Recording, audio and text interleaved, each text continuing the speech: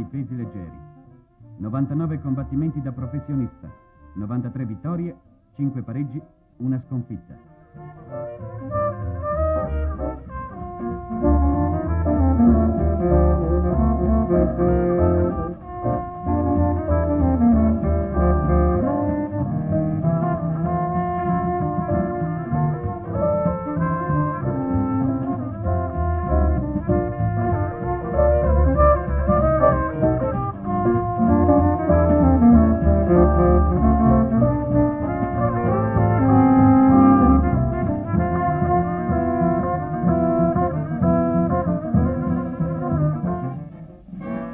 Questo è lo Yankee Stadium di New York. Qui e su molti altri ring d'America si effettuano ogni anno migliaia di combattimenti e tranne qualche rara eccezione vi si disputano anche tutti i match valevoli per il campionato del mondo.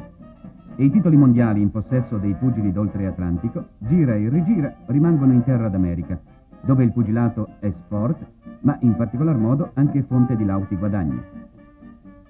Ce ne sono infatti per il 44enne Archie Moore, campione mondiale dei medio-massimi, per Floyd Patterson, il nuovo dominatore della massima categoria, e per molti altri. L'imbattuto Rocky Marciano, qui dopo il vittorioso combattimento contro l'inglese Don Cockle, è un ottimo amministratore delle sue fortune. Ha fatto però molti straordinari. Le società televisive promotrici di questo match tra Marciano e l'attore Jerry Lewis hanno sborsato fior di dollari.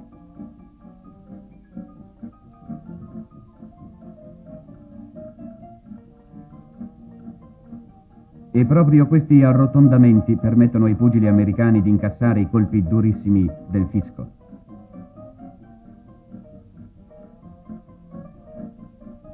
Ne sa qualcosa Ray Sugar Robinson, qui ripreso con Olson. Per qualche arretrato dovuto al fisco, Ray ha dovuto sacrificare l'intera borsa del suo ultimo match contro Carmen Basilio. Frequenti conferenze stampa, questo è Jimmy Carter.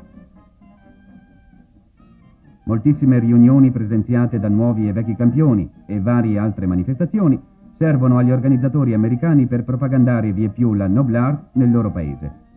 E gli appassionati si moltiplicano. In America si registrano incassi favolosi alle grandi riunioni. Un famoso organizzatore ha detto: il titolo mondiale dei leggeri conteso in più match frutta a chi lo controlla circa $250.000 all'anno. Ecco perché non gradiamo troppo che il titolo emigri in Europa.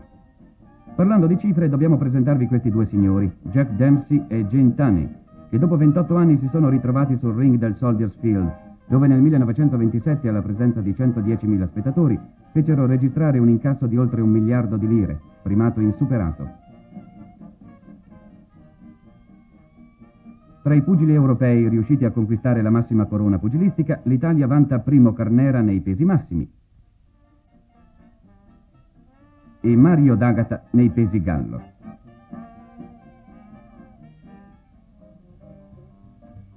E questo è il pugile italiano che potrebbe darci il terzo titolo mondiale, il 28enne Duilio Loi, un pugile tenace, intelligente, ottimo stilista, astuto, un campione completo insomma.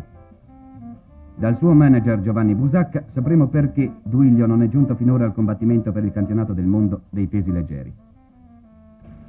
Duilio Loi difficilmente farà il campionato del mondo dei pesi leggeri e purtroppo non è per colpa sua. La colpa è esclusivamente dei signori americani, i quali, avendo sotto controllo stretto l'attuale campione, qualcuno altro che fu campione, vedi Carter e vedi Smith, avranno adesso Kenny Lane e gli altri, in modo che sarà assolutamente impossibile per il nostro Duilio, che è il vero campione del mondo dei leggeri, battersi per tale titolo. La prova più bella è data dallo stesso Duilio, il quale ha indirizzato, e io ho firmato, una lettera nella quale si diceva disposto a fare tale match in terra d'America gratuitamente, vale a dire per il solo viaggio, vitto e alloggio, cioè le spese di trasferta. Alla proposta di Loi, gli americani non hanno nemmeno risposto. Peccato, perché il nostro campione d'Europa meriterebbe davvero di battersi per il titolo mondiale.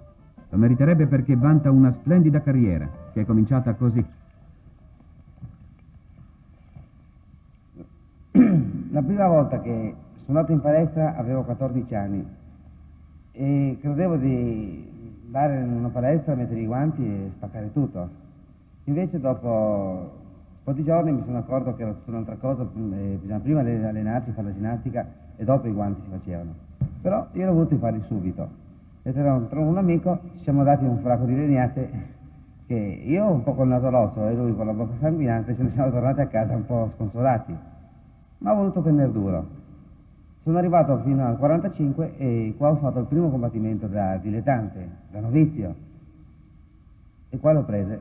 Primo match che ho fatto, un fracco di legnate, proprio di santa ragione. Mi ero arrabbiato, l'orgoglio per i ragazzi. Ho voluto continuarmi a allenare per fare la rivincita. Mi sono allenato per parecchio, ma questo, ricordo il nome, Torarolo, che me le diede, ho deciso di fare il pugilato. E già che c'ero, ho continuato. Sono andato ai campionati italiani, sono fatto il torneo campionati liguri, fino al 48, anno in cui decisi di passare professionista e feci il primo combattimento con un uomo di Genova, Frangioni, però questa volta come professionista il primo match lo vinsi. Nello stesso anno che sono passato professionista mi sono anche fidanzato con la signorina Grazia, che oggi è mia moglie. Sia lei che mia madre devo molto per la mia carriera, perché nel nostro mestiere si ha bisogno di persone di fiducia per riuscire, e credo che meglio della madre e della propria moglie non so che ci possa essere. La prima volta che ho disputato un campionato d'Italia è stato nel 1950 contro Boldi, e qui sono riuscito a vincere il primo titolo italiano. Successivamente, nel 1952, ho fatto una trasferta a Copenaghen per il campionato d'Europa contro John Hansen. Contro John Hansen è andata male, è stata una sconfitta non disonorevole, ma sempre una sconfitta. Però questa pillola amara è stata allietata dalla nascita del mio primogenito Vittorio e della bambina Bonaria.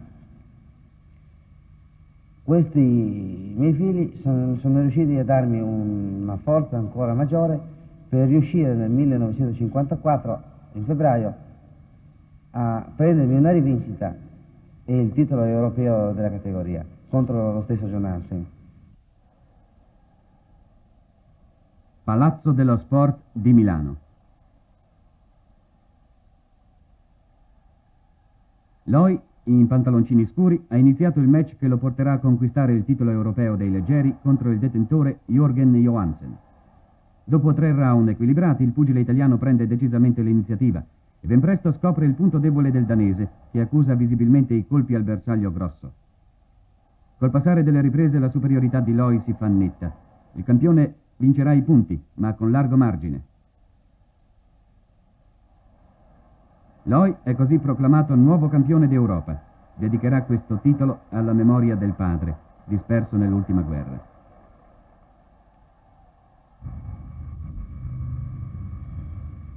Dopo la conquista del titolo europeo ho fatto alcuni combattimenti preliminari e poi ho incontrato Visentin per la prima volta mettendo il titolo in palio. Con Visentin, oltre alla rivalità del titolo, c'era anche una rivalità cittadina, perché siamo tutti e due triestini e lui abita a La Spezia e io abito a Genova. Per questo dovevo anche difendere il nome, il prestigio della Superba, e in parte ci sono riuscito, dopo un combattimento molto duro. Per la seconda volta che ho difeso il titolo è stato contro Herbillon, un ragazzo francese di Reims, il paese dello Champagne. Un ragazzo che mancino, che picchiava molto forte e ho dovuto stare molto in guardia. Però alla fine la vittoria è toccata a me. E il famoso Champagne di Reims, per festeggiare la vittoria, l'ho bevuto io. Contro Jacques Herbillon, Duilio Loi, in calzoncini più scuri, disputa un combattimento entusiasmante. Duilio non ha il pugno che addormenta di colpo, ma sa demolire l'avversario con azione implacabile. Ciò accadrà in questo match. Il nostro campione atterra una prima volta Herbillon. Dopo tante vittorie ottenute per KO, il francese conosce l'umiliazione del tappeto. Ma Herbillon è giovane e integro nel fisico. Sicché la lotta riprende. Loi non dà requie all'avversario.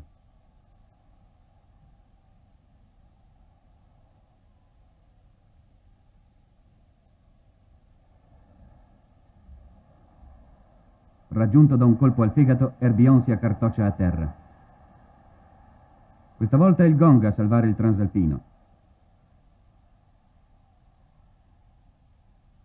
Il francese va ancora al tappeto, ma ripresosi terminerà il combattimento in piedi.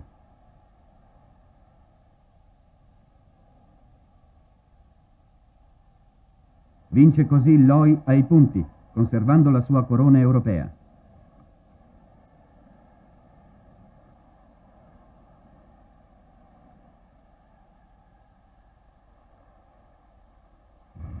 Una settimana dopo sono partito per l'Australia. Laggiù ho incontrato Visentin sul ring, momento non per combattere ma per allenarmi, e mi è stato molto d'aiuto. In Australia ho fatto 3 combattimenti e credo di averli disputati abbastanza bene. Dopodiché ho fatto una puntata in America. In America sono andato per vedere, imparare qualcosa, i modi di combattere, i modi come si comportano questi pugili, e ho avuto l'occasione di vedere 2 combattimenti, Cisco Andrade con Dupas e Johnny Consalve con Wallabu Smith, che dopo qualche mese divenne campione del mondo. Ne ho tratto un ottimo insegnamento, perché fin da allora pensavo di battermi per il campionato del mondo. In America ho sostenuto anche un combattimento con Flanagan, indimenticabile. Davvero indimenticabile quel match che Duilio Loi sostenne contro Flanagan, uno degli aspiranti di allora al titolo detenuto da Jimmy Carter. Colpi violenti da ambo le parti, ma quelli portati da Flanagan risultano spesso scorretti. Ma l'americano trova pane per i suoi denti. Ecco come reagisce il nostro campione. Nel finale Flanagan tenta disperatamente di capovolgere la situazione, cercando il KO, ma Duilio lo contiene, replica con estrema decisione e vince con verdetto unanime ai punti. Sì. E vi ricordate che prima del campionato d'Europa vi parlai dei miei bambini? Ecco, adesso ve li presento. Questa è Bonaria, un po' prepotente, ma un po' da cattiva anche tante volte. E Vittorio, lui vorrebbe fare il pugilato, ma il papà glielo proibisce, e adesso ha detto che lui, già che il pugilato non glielo lascia fare, farà il mestiere del nonno, farà il marinaio. Tornando all'America, dopo il match con Flanagan, ho fatto subito le valigie per 2 ragioni. Primo, perché non mi permettevano di battermi per il titolo mondiale, se non dopo una serie lunga di combattimenti sicuramente pieni di rischi. Secondo, perché mancavano anche le reali garanzie economiche. C'è poi da aggiungere che l'esperienza fatta dai miei predecessori italiani in terra d'America, tornati tutti senza titoli e senza soldi, mi riferisco ai leggeri e ai pesi welter, mi ha convinto ulteriormente a ritornarmene in patria, dove conto di concludere la mia carriera in buone condizioni fisiche e dedicarmi completamente alla mia famiglia. I miei successivi combattimenti, tornato in Italia, sono stati prima con Famechon, che tutti ricorderete, e dopo con Garbelli per il titolo italiano ed europeo della categoria. Ray Famechon, l'incontrastato dominatore dei pesi piuma che ha umiliato i nostri più validi esponenti della categoria, affronta Duilio Loi in un incontro di 10 riprese. Ma l'ennesima incursione di Famechon tra i pesi leggeri non ha fortuna. Assicuratosi un bel vantaggio nei primi 3 round, Loi, in pantaloncini senza banda, mantiene l'iniziativa, apre la guardia del francese col sinistro e aziona efficacemente il destro. Il match si fa via via più combattuto e i 2 pugili concludono la loro fatica scambiandosi violenti colpi a distanza ravvicinata.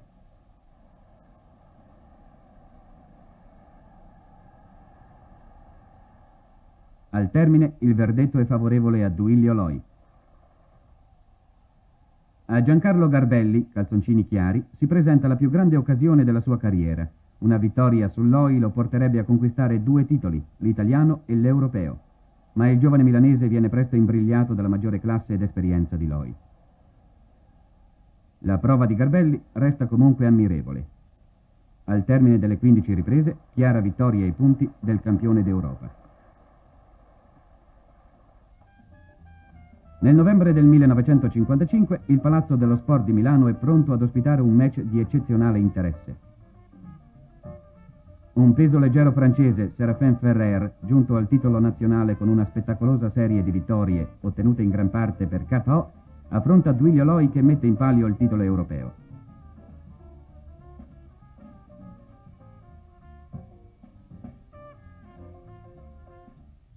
Si comincia di fronte ad un gran pubblico e a tutta la stampa d'Europa, compreso qualche inviato speciale d'America. La radio-televisione italiana trasmette l'incontro in ripresa diretta. Ferrer, riconoscibile per i calzoncini con banda, si fa subito aggressivo e giungono i primi violenti scambi. Duilio Loi ha di fronte un uomo che possiede nel destro un'arma micidiale. Un pugno folgorante che l'italiano non potrà non accusare, così dicono i tecnici della stampa francese. Ma Duilio, schermitore abilissimo, anticipa sul tempo l'avversario. Para o riduce al minimo danno i colpi di Ferrer, replicando poi con rara potenza.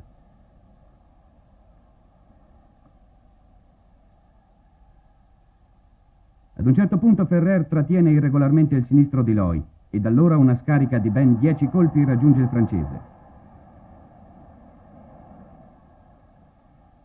Il match procede serrato con il vivacissimo Ferrer alla ricerca del colpo risolutore. È iniziata l'ultima ripresa che presentiamo nei suoi 3 minuti effettivi. Gli spettatori del Palazzo dello Sport e i milioni di italiani che seguono l'incontro sui teleschermi non sanno ancora come si concluderà questo emozionante combattimento. Loi ha infatti un buon vantaggio di punti, ma il destro del francese potrebbe capovolgere la situazione.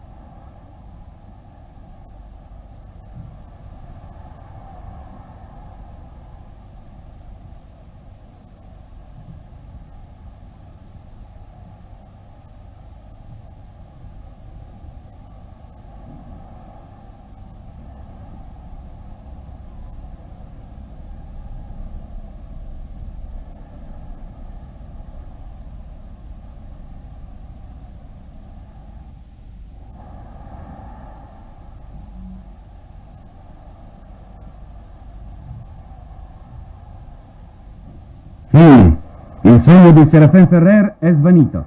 Il transalpino è stato battuto ai punti nettamente da Duilio Loi. Respinto l'attacco del potente Ferrer, ho ricominciato a pensare al campionato del mondo. Gli obiettatori mi hanno fatto incontrare Zulueta, il famoso tagliapace. Ho vinto, ma il titolo di campione del mondo è sempre rimasto un miraggio. Questo è l'incontro Loi-Zulueta. Il cubano che ha battuto campioni come Paddy DeMarco e Wallace Bud Smith non smentisce la sua fama. Zulueta aziona un pericoloso sinistro che Loi neutralizza con qualche difficoltà. Ma l'iniziativa del negro è breve, perché Duilio replica con montanti sinistri e con un duro lavoro al corpo dell'avversario. Nonostante uno spacco all'arco sopraccigliare per una testata del cubano, Loi insiste coraggiosamente. Sa che una vittoria su Zulueta potrebbe indurre gli americani ad organizzare un match mondiale con Loi sfidante, ed allora si batte con caparbietà e vince sia pur di misura contro l'implacabile Zulueta, che gli ha martellato il sopracciglio ferito per 5 riprese.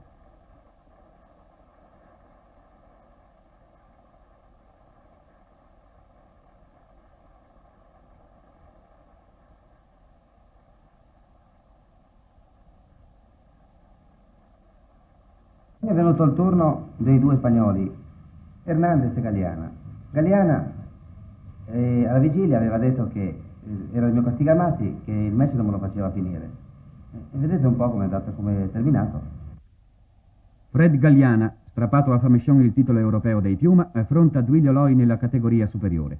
Iniziato il match con spavalda sicurezza, lo spagnolo conosce la prima amarezza del tappeto, raggiunto da un secco sinistro al volto subito doppiato. Galiana fa appello al suo orgoglio e recupera, ma l'azione di Loi è sempre incalzante.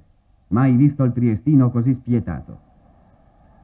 Il pugile di Toledo è ancora costretto a terra. È stato colpito duramente al fegato, ma trova la forza di proseguire.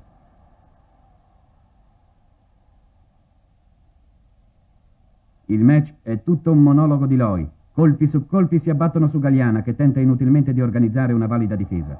Lo spagnolo va nuovamente al tappeto, ma tornerà in piedi con uno sforzo disperato.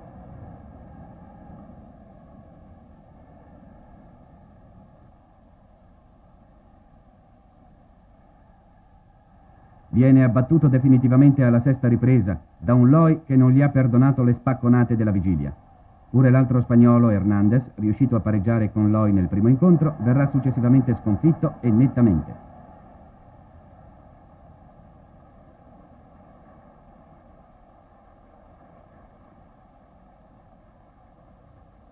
Dicembre del 56 ho fatto il mio esordio a Parigi contro Félix Chocat, la grande speranza francese.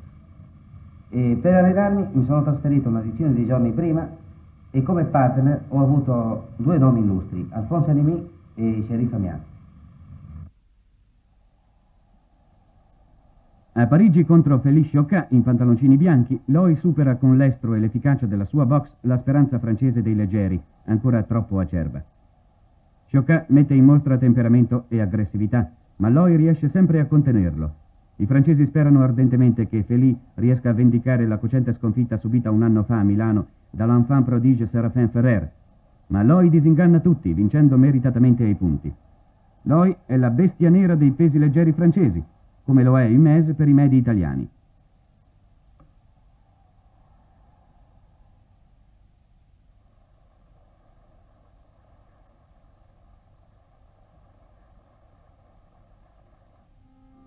Passano 11 mesi e Loi si allena per incontrare nuovamente Chocat, questa volta a Milano e con il titolo europeo in palio.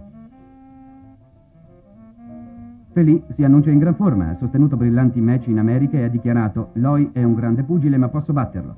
Mancano ormai poche ore all'incontro quando Chocat viene colpito e messo KO dall'asiatica.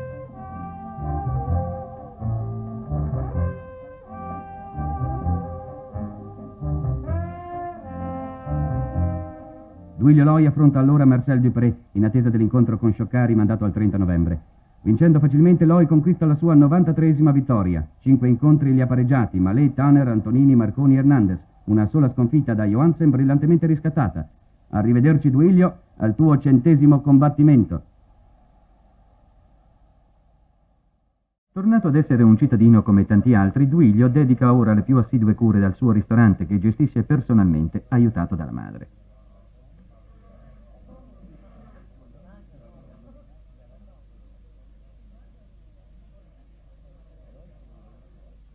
Anche nella nuova professione l'ex campione ha già acquisito un suo stile personalissimo.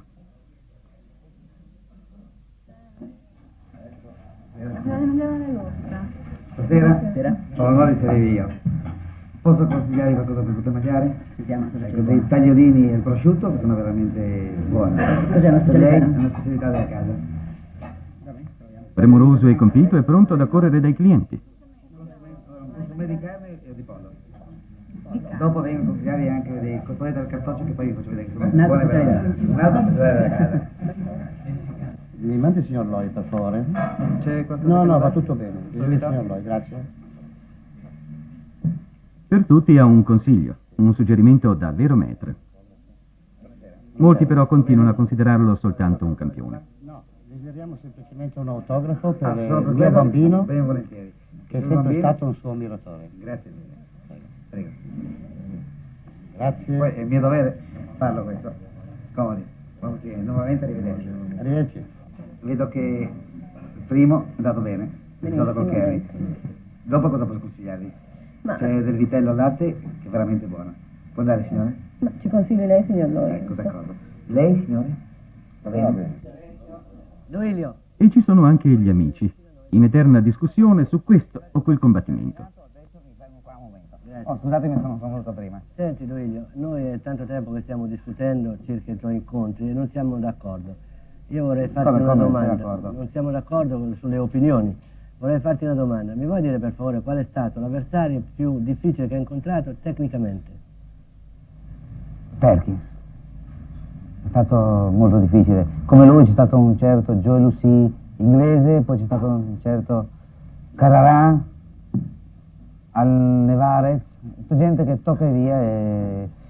Mi puoi levare una grande mia curiosità? Qual è stato il match più duro della tua carriera? L'ultimo, ma non l'ultimo con Perkins, l'ultimo con me stesso, perché ho trovato la forza e il coraggio di ritirarmi in tempo. Credo che la battaglia più dura l'abbia vinta proprio alla fine della carriera, con me stesso.